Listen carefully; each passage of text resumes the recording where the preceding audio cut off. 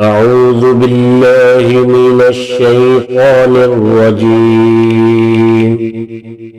بسم الله الرحمن الرحيم. ولقد خلقنا الإنسان ونعلم ما توسوس به نفسه ونحن أقرب إليه من حبل الوريد.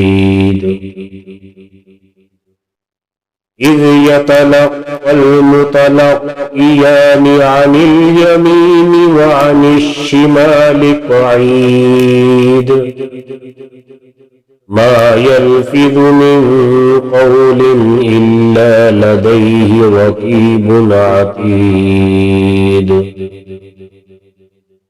وجاءت سكرة الموت بالحق ذلك ما كنت منه تحيد. ونفخ في الصور ذلك يوم الوعيد.